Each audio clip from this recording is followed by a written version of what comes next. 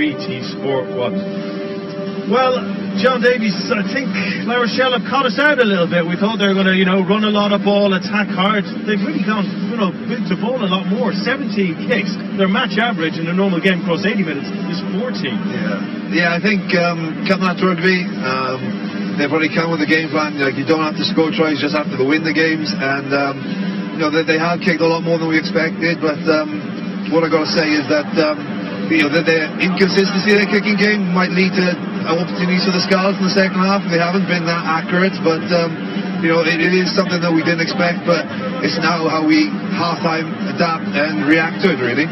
There's a little bit of a breeze. It looks like it might have been holding the ball up a little bit, but those little dinks have been doing a lot of damage, haven't they? They have. Probably they noticed that the Scarlets were probably heavy frontline loading with quite a few deeps. We didn't have a sweeper in place, and they have seen that space, and they've been quite accurate with it. Yeah, that up and under not going to plan at all, and the crowd loving it. The Scarlets getting the turnover there. It did work for them though when it came to the try. 10 minutes in, it was a good start for them, wasn't it? It was, and they benefited from probably the pass go to the wrong man, and then a neat little chip he regathers, and then the space seen by Sinzale to just put it in behind, and the bounce court catches step out, and it's a bit suspect, I would say, but try score for them. If they go to the Timo, they were looking for a knock on here. Botti is storming through on the right wing there. What are your thoughts on that? You probably could say he's trying to hit the ball back. Where the ball's gone, you don't know, but then the grounding as well. I don't know. Sometimes you see him given, sometimes you don't, and today I was given. We should mention that Botti, who was their most influential player for the bulk of that first half, has gone off injured. A major blow for them.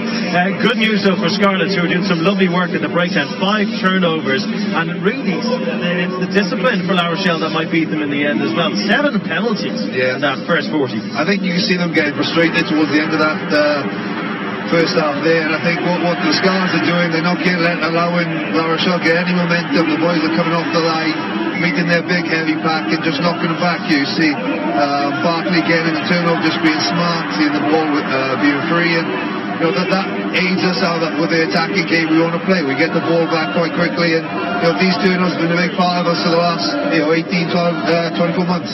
It's the awareness of what they're allowed to do around the breakdown, around them all, so it makes them so dangerous, those turnovers, isn't it? It is, and they're very smart. They work extremely hard in the week, and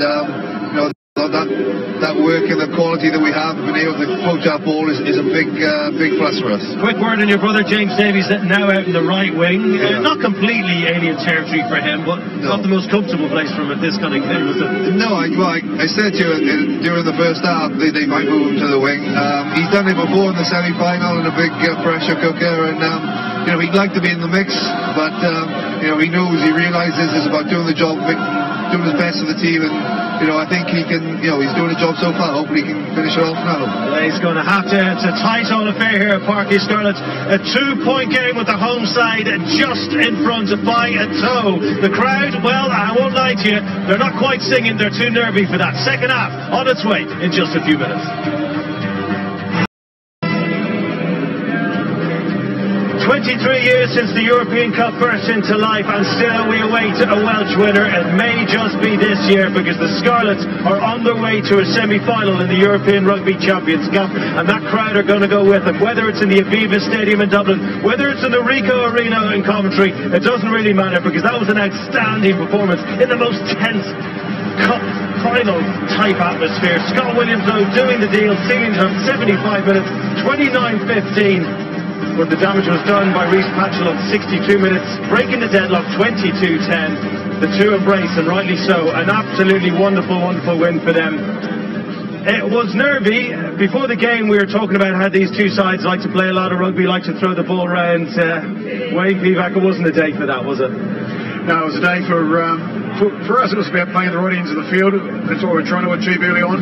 Build some pressure and score some points. Whether it came in threes, it didn't really matter. And that's how it turned out in the first half. There wasn't a lot of ball in play, a lot of stoppages. I felt they were slowing the game down a lot of that area, and then getting themselves right for the next set piece. So that was a little bit frustrating for us, but certainly to turn in the lead, and then we knew the crowd would come into that second half, and they were fantastic. And the boys finished off nicely with a couple of good tries.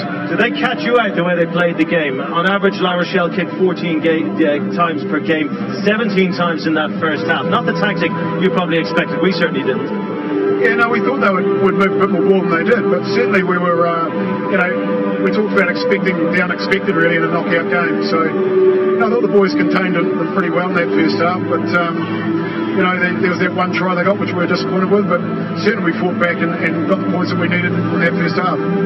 So you lose Asquith, and then James Florida has to go out in the wing, and things change a little bit.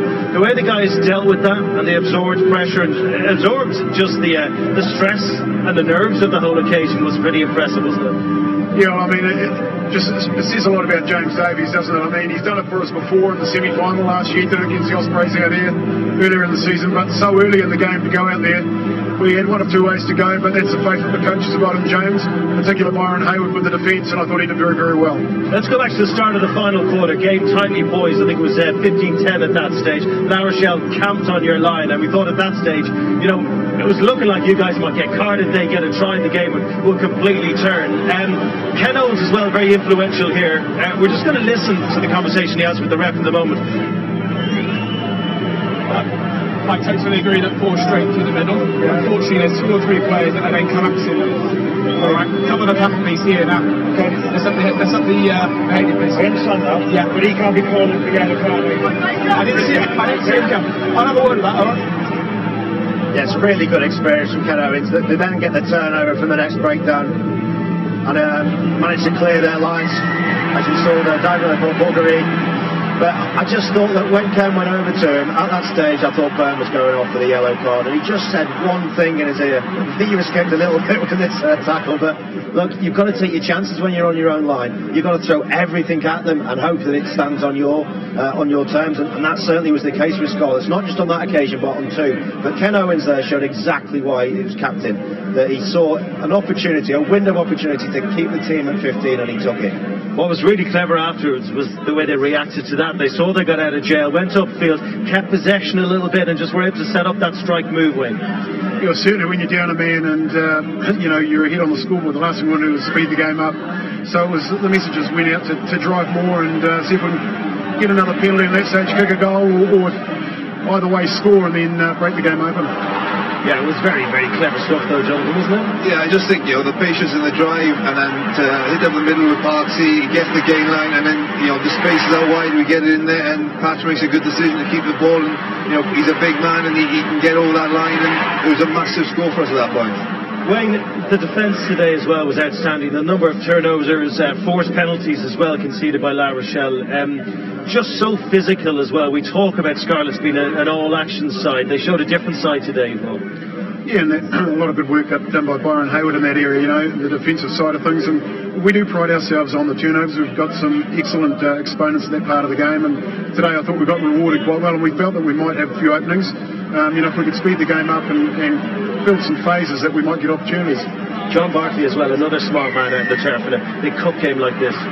Yeah, it was, and that's the key word, I think. I think Scarlets were just a lot smarter across the field, particularly the breakdown. Didn't give away stupid penalties in silly areas. Salzee was actually one of Scarlets' best players today. He gave away 3 consecutive penalties, all for the same thing, collapsing them all, and in areas of the field which were just completely irrelevant. And these guys just took advantage. They carried really well through the middle, and they stayed tight as a team because there was pressurised situations there. 64 minutes, it could have gone either way. And staying tight in the knockout stages is what makes you a champion team. Wayne, you must have been amazed that La Rochelle didn't manage to get a 5-pointer when they're camped down in your line. When La Rochelle were going for the line-outs, going for the driving maul, I mean, you must have been amazed they didn't get something out of that. Yeah, well, I thought, like we mentioned earlier, that a yellow card might have been coming our way, but the boys repelled that. Ken was smart, and then we were able to work our way out of there, and that's where the crowd comes in as well, and really lifts the boys, and I thought they did extremely well here, and it was probably the big turning point for us. Yeah, just really smart stuff there. I mean, it was a tough all day for the referee because both teams thought maybe he was up against them at times. But Oz, to be able to fall back on this during tense times in the game is unbelievable, isn't it? It is, and we've all been there in knockout stages before, in different tournaments. Last year, you guys saw it all the way through to the end. And it's that ability and the knowledge of what you're going to encounter as a side. You're going to encounter pinch points in the game that are really going to test your mettle, your mentality, and your togetherness as a team. And it's the trust element side by side which sees you through. La Rochelle didn't have that today. There was individuals making big mistakes that cost their team big.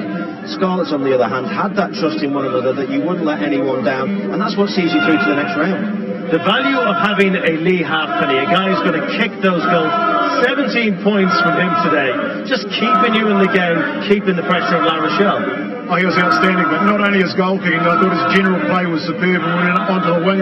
No mistakes at all, you know, never taken over the touchline, always came back in, set rucks. His work over the ball for a smaller guy, he's very, very good at that side of the game, and I thought he was one of the best players on the park. Looking ahead, it'll either be Leinster at the Aviva Stadium, Saracens at the Rico. Any preference? Well, look, for us now, it's just about enjoying this moment. You know, we've got a couple of days before we have to be back in on Monday. Look, we'll be watching that game with interest, and I think we'll be enjoying tonight.